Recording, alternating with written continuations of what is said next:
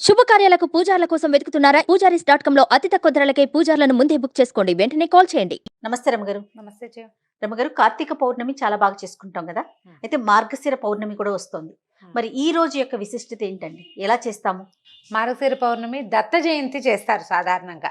ఈ దత్త జయంతి అంటే మార్గశిర శుద్ధ చతుర్దశి నాడు దత్త భగవానుడు దత్తాత్రేయ స్వామి వారు జన్మించారు.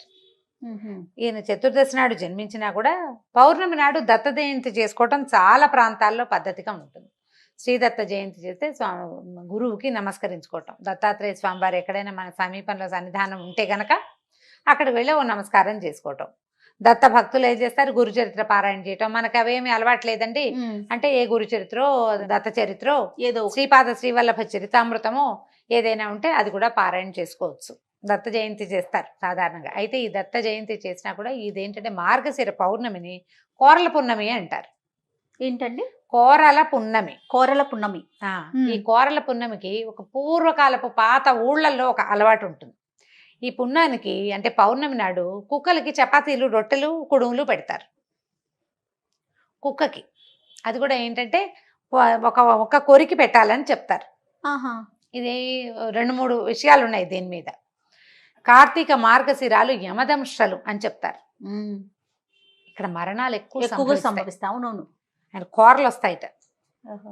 అయితే ఈ యముడిని భయాన్ని నుంచి అపమృత్యు దోషం నివారించుకోవటానికి ఇలా కుక్కలకి ఆహారం ఇవ్వాలని చెప్తారు కొన్ని ప్రాంతాల్లో. అంటే సాధారణంగా మాకు ఇళ్లలో ఏమని చెప్తారంటే నెల పట్టినప్పటి నుంచి జాగ్రత్తగా ఉండాలి. ఎక్కువగా మనం చెడు వార్తలు ఎక్కువగా వింటూ ఉంటామని వింటాం కదా. మార్గశిర మాసం ఎక్కువ మరణాలు ఉంటాయి. ఎక్కువ మరణాలు మా ఇంట్లో కూడా ఉన్నాయి 3. అవునండి. మార్గశిర మాసమే మా నాన్నగారు పోయారు. మా పెద్ద బాబా, మా ఆఖరి మా 3వ బాబా వాళ్ళు మార్గశిర మాసమే. మార్గశిర మాసంలోనే ఎక్కువ దుర్వార్తలు వింటుంటారు. ఏదైనా అనారోగ్యం ఉన్న వాళ్ళు ఈ సమయం వచ్చేసరికల్లా కాసుకోలేకపోతారు, ఆగలేకపోతారనమాట. భరించద్దు, ఇచ్చాలిని వాటిని భరించద్దు, కొంచెం అట్లా చెప్తారు. పూర్వం నుంచి ఉంది. డిసెంబర్లో మనం దుర్వార్తలు ఎక్కువగా వింటాం. మామగారు, మా వారి నాయనమ్మ కూడా ఆవిడ పుష్యమాసం వచ్చింది. మార్గశిరంలో అసలు ఆవిడ కుంట్లో బాగులేదు పాపం. మార్గశిరం అంతా గెంటిచ్చారు, చివరికి అప్పుడు వెళ్ళిపోయారు. చెప్పలేకపోతాం. అదేలేండి. అయితే ఈ వ్యవహారాల్లో ఏంటంటే మనం ఎప్పుడు ఆలోచించుకోవాల్సింది ఏంటంటే పూర్వకాలం నుంచి ఉన్న అలవాట్లు, సంప్రదాయాలు కానీ ఏదో ఒక క్యాల్కులేషన్ తోటి పెట్టుంటారు. అవునండి. దీంట్లో ఇంకో క్యాల్కులేషన్ ఏం చెప్తారంటే ఇది రోడ్ల మీద తిరిగే కుక్కలకి ఆహారం పెట్టడం సంవత్సరంలో ఒక్కసారైనా. దానివల్ల కుక్కలు ఒకసారి ఆహారం పెట్టిన వాళ్ళని మర్చిపోవు. అవునా?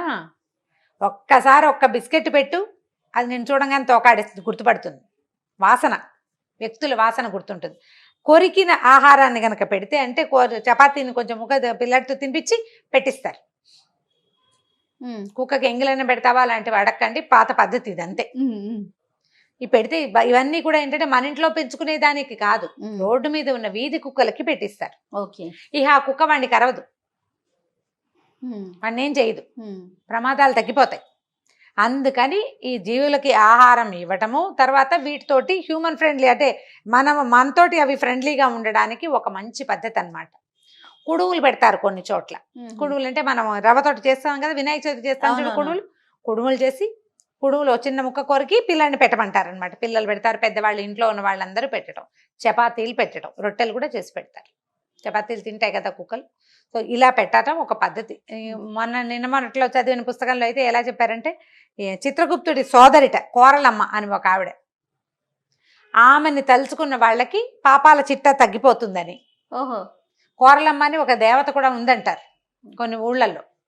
ఆమె ప్రీత్యర్థం ఈ కోరల పూర్ణమి రోజున ఇట్లా ఏదైనా ఆహారం పెడతారని. ఇందులో ఇంకొకటి ఏం చెప్తారు, ఎన్ని ఉన్నాయో పాఠభేదాలు చూడు ప్రాంతాలని బట్టి. శునకము కాలభైరవుడి వాహనం. అవును. కొండకుచో కాలభైరవుడి శునకాన్నే భైరవుడు అని కూడా అంటారు. కుక్కనే కాలభైరవుడు అంటారు. ఆయన దాని మీద వాహనంగా తిరుగుతాడు. కుక్కే ఆయన వాహనం అని చెప్తారు. ఇట్లా శునకాలకి గనక ఆహారం ఇస్తే కాలభైరవుడు మన యందు ప్రసన్నుడుగా ఉండి దారి దోపిడీలు జరగవని, మనకి దొంగల భయం తగ్గుతుందని, అపమృత్యు నివారణ జరుగుతుందని చెప్తారు. ఈ 3 విషయాలు ఉంటాయన్నమాట. అందుకని ఈ మార్గశిర పౌర్ణమి నాడు అవకాశం ఉంటే ఓ 2 చపాతీలు రాత్రి చేసుకుంటే కిందకి తీసుకెళ్ళి వాకిట్లో రోడ్డు మీద ఏది కుక్కున్నా కూడా ఓ 2 చపాతీలు కుక్కకి పెట్టండి. దానికి జామ్ రాద్దామా పీనట్ బటర్ రాద్దామా అనుకోవద్దు. దాంట్లో ఒక చిటికెడు ఉప్పేసి చపాతీలు చేసి పెట్టచ్చు. ఇది చాదస్తంగా పురాతన సాంప్రదాయంగా భావించి ఇది చేయకపోతే కొంప మునిగిపోతుంది అనుకోకండి. చేయాలనిపిస్తే చేసుకోండి.